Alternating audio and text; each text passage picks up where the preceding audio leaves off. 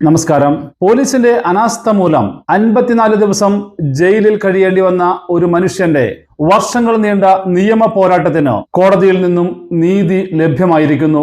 വർഷങ്ങൾക്ക് ശേഷം ഒരു പ്രവാസിയെ തേടി നീതി എത്തുമ്പോൾ ഇത് നീതിയോ അനീതിയോ എന്നതാണ് ഉയരുന്ന ചോദ്യം.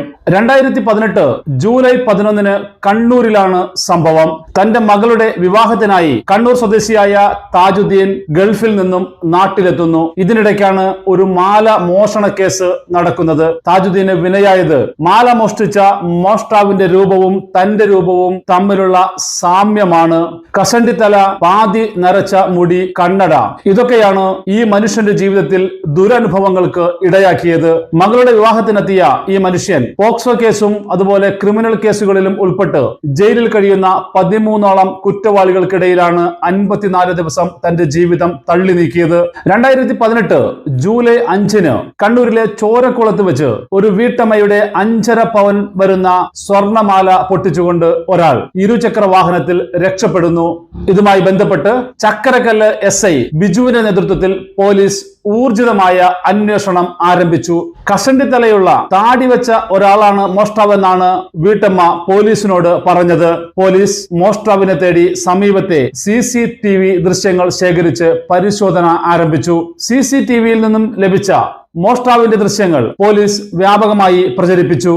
ചിലർ ഈ ദൃശ്യങ്ങൾ കണ്ടപ്പോൾ താജുദ്ദീന്റെ രൂപവുമായി സാദൃശ്യമുണ്ട് എന്ന് പോലീസിനെ ധരിപ്പിച്ചുവത്രേ. ഉടനെ തന്നെ പോലീസ് താജുദ്ദീന്റെ വിവരങ്ങൾ അന്വേഷിക്കാനും അതുമായി ബന്ധപ്പെട്ട വിവരങ്ങൾ ശേഖരിക്കാനും തുടങ്ങി. താജുദ്ദീൻ മോഷണം നടക്കുന്ന സമയത്ത് മോഷണം നടക്കുന്ന സ്ഥലത്ത് ഉണ്ടായിട്ടുണ്ടോ എന്നറിയാൻ താജുദ്ദീന്റെ മൊബൈൽ ഫോൺ സിഗ്നൽ സംബന്ധിച്ച വിവരങ്ങൾ തേടി. എന്നാൽ ഈ സമയത്ത് താജുദ്ദീന്റെ മൊബൈൽ സിഗ്നൽ ഈ പ്രദേശത്ത് ഉണ്ടായിരുന്നില്ല എന്ന് പോലീസിന് വിവരം ലഭിച്ചു. പക്ഷേ അപ്പോൾ പോലീസ് ഉണ്ടാക്കിയ കഥ, സാധാരണയായി മോഷ്ടാക്കൾ രക്ഷപ്പെടുന്നതിന് വേണ്ടി ഇതുപോലെ മൊബൈൽ ഫോൺ കൊണ്ടുപോകാറില്ല, അവിടെ നിന്നുള്ള സിഗ്നലുകൾ പരിശോധിക്കും എന്നുള്ളത് കൊണ്ട് പഠിച്ച കള്ളന്മാർ അങ്ങനെ ചെയ്യാറില്ല. അതുതന്നെയാണ് താജുദ്ദീനും ചെയ്തിരിക്കുന്നത് എന്ന് പോലീസ് തന്നെ തീരുമാനിച്ചു. അങ്ങനെ തന്റെ ഭാര്യയും മക്കളും മകന്റെ 2 സുഹൃത്തുക്കൾക്കുമൊപ്പം രാത്രിയിൽ ഒരു ബന്ധു വീട്ടിലെ വിരുന്നു കഴിഞ്ഞ് മടങ്ങുമ്പോൾ താജുദ്ദീൻ സഞ്ചരിച്ച കാറ് പോലീസ് തടഞ്ഞു നിർത്തുന്നു. അവിടെ നിന്നാണ് താജുദ്ദീനെ പോലീസ് അറസ്റ്റ് ചെയ്യുന്നത്. SI താജുദ്ദീനോട് പറഞ്ഞത് 5.5 പവന്റെ മാല നിങ്ങൾ മടക്കി കൊടുത്ത് പ്രശ്നം അവസാനിപ്പിക്കാം എന്നാണ് പറഞ്ഞത്. താജുദ്ദീൻ SIയോട് പറഞ്ഞു, ഞാൻ മോഷ്ടിച്ചിട്ടില്ല, ഞാനൊരു മോഷ്ടാവുമല്ല, ഞാനൊരു പ്രവാസിയാണ്, എന്റെ മകളുടെ വിവാഹത്തിന് വേണ്ടിയിട്ടാണ് ഞാൻ വിദേശത്ത് നിന്നും വന്നിരിക്കുന്നത് എന്ന് SIയോട് പറഞ്ഞെങ്കിലും ഇതൊന്നും കേൾക്കാൻ SI തയ്യാറായില്ല. തങ്ങളുടെ നിർദ്ദേശം അംഗീകരിക്കാത്ത താജുദ്ദീനെ പോലീസ് സംഘം നേരെ പോലീസ് സ്റ്റേഷനിലേക്ക് കൂട്ടിക്കൊണ്ടുപോകുന്നു. അങ്ങനെ മജിസ്ട്രേറ്റ് കോടതി റിമാൻഡ് ചെയ്ത താജുദ്ദീന് 54 ദിവസങ്ങൾക്ക് ശേഷം കേരള ഹൈക്കോടതിയാണ് ജാമ്യം അനുവദിക്കുന്നത്. ഒരു സാധാരണ മനുഷ്യൻ തന്റെ ജീവിതത്തിൽ അനുഭവിക്കുന്ന അപൂർവങ്ങളിൽ അപൂർവങ്ങളായ ദുരനുഭവങ്ങളിലൂടെയാണ് 54 ദിവസം താജുദ്ദീൻ കടന്നുപോയത് എന്ന് പറയാതിരിക്കാനാവില്ല. പോക്സോ കേസും അതുപോലെ ക്രിമിനൽ കേസുകളിലും ഉൾപ്പെട്ട 13ഓളം വരുന്ന പ്രതികൾക്കൊപ്പമാണ് ഈ 54 ദിവസവും നിരപരാധിയായ ഈ പ്രവാസി ജയിലിൽ കഴിയേണ്ടി വന്നത്. ഈ സമയം ഭാര്യ DGPക്കും മുഖ്യമന്ത്രിക്കും നൽകിയ പരാതിയുടെ അടിസ്ഥാനത്തിൽ DYSP PP സദാനന്ദന് അന്വേഷണ ചുമതല നൽകുന്നു. പിന്നീട് താജുദ്ദീൻ പുറത്തിറങ്ങിയ ശേഷം വീണ്ടും DGPക്ക് പരാതി നൽകിയതിന്റെ അടിസ്ഥാനത്തിൽ IG S ശ്രീജിത്തിനോട് കേസ് ഫയൽ പരിശോധിക്കാൻ നിർദ്ദേശവും നൽകി. DYSP നടത്തിയ വിശദമായ അന്വേഷണത്തിലാണ് താജുദ്ദീന്റെ നിരപരാധിത്വം തെളിയുന്നത്. മോഷ്ടാവിന്റെ CCTV ദൃശ്യങ്ങൾ സൂക്ഷ്മമായി പരിശോധിച്ചപ്പോൾ ഇയാളുടെ കയ്യിൽ ഒരു വളയുള്ളതായും മുഖത്ത് കറുത്ത പാടുള്ളതായും DYSPക്ക് ബോധ്യമാകുന്നു. ഈ 2 അടയാളങ്ങളും താജുദ്ദീനുമായി യോജിക്കുന്നതായിരുന്നില്ല. തുടർന്ന് ഈ ദൃശ്യങ്ങൾ DYSP സംസ്ഥാനത്തെ എല്ലാ ക്രൈം സ്ക്വാഡിനും കൈമാറുന്നു. ഇതേ തുടർന്ന് വടകരയിലെ ക്രൈം സ്ക്വാഡാണ് മോഷ്ടാവിനെ കുറിച്ചുള്ള വിവരങ്ങൾ DYSPക്ക് നൽകുന്നത്.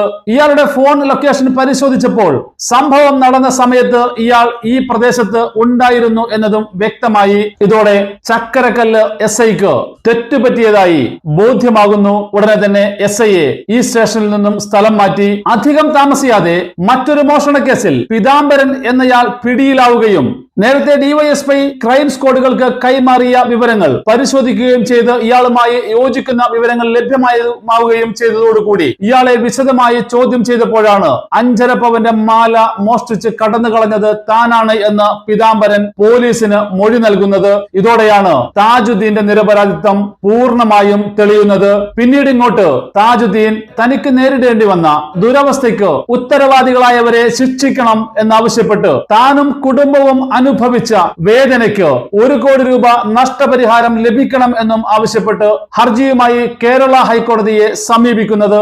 ഈ ഹർജിയിലാണ് താജുദ്ദീന് 10 ലക്ഷം രൂപ നഷ്ടപരിഹാരം നൽകാനും 25,000 രൂപ കോടതി ചെലവ് നൽകാനും ഹൈക്കോടതി വിധിക്കുന്നത്. ഇതോടൊപ്പം താജുദ്ദീന്റെ ഭാര്യയ്ക്കും മക്കൾക്കും ഓരോ 1 ലക്ഷം രൂപ നഷ്ടപരിഹാരം നൽകാനും കോടതി വിധിച്ചിരിക്കുന്നു. സംസ്ഥാന സർക്കാരാണ് ഈ തുക നൽകേണ്ടത്.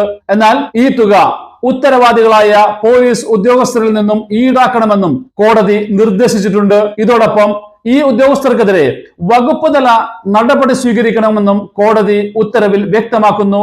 ഉദ്യോഗസ്ഥരുടെ ഭാഗത്തു നിന്നും ഉണ്ടായ നടപടി ഒരു പൗരന്റെ ജീവിക്കാനുള്ള അവകാശത്തിന്റെയും വ്യക്തി സ്വാതന്ത്ര്യത്തിന്റെയും ലംഘനമാണ് എന്ന് ഉത്തരവ് പുറപ്പെടുവിച്ചുകൊണ്ട് ജസ്റ്റിസ് PV കുഞ്ഞികൃഷ്ണൻ വ്യക്തമാക്കി. പോലീസിന്റെ നിരുത്തരവാദപരമായ നടപടികൾ ഇനിയും ആവർത്തിക്കാതിരിക്കാനാണ് നഷ്ടപരിഹാരം നൽകാനുള്ള ഉത്തരവ് പുറപ്പെടുവിക്കുന്നതെന്നും കോടതി വ്യക്തമാക്കിയിട്ടുണ്ട്. താജുദ്ദീന് ഈ പോലീസ് ഉദ്യോഗസ്ഥർക്കെതിരെ സിവിൽ നടപടികൾ സ്വീകരിക്കുന്നതിന് ഈ ഉത്തരവ് തടസ്സമാകില്ലെന്നും രാജ്യത്തെ പൗരനെ സംരക്ഷിക്കുകയും പൗരാവകാശങ്ങൾ സംരക്ഷിക്കുകയും ചെയ്യേണ്ട പോലീസ് കേവലം സംശയത്തിന്റെ പേരിൽ പൗരനെ വേട്ടയാടുന്നത് ഒരിക്കലും അംഗീകരിക്കാനാവില്ല എന്ന കോടതിയുടെ നിരീക്ഷണം പോലീസിന്റെ കണ്ണു തുറപ്പിക്കേണ്ടതാണ്. പോലീസ് സർവാധിപതികളല്ല.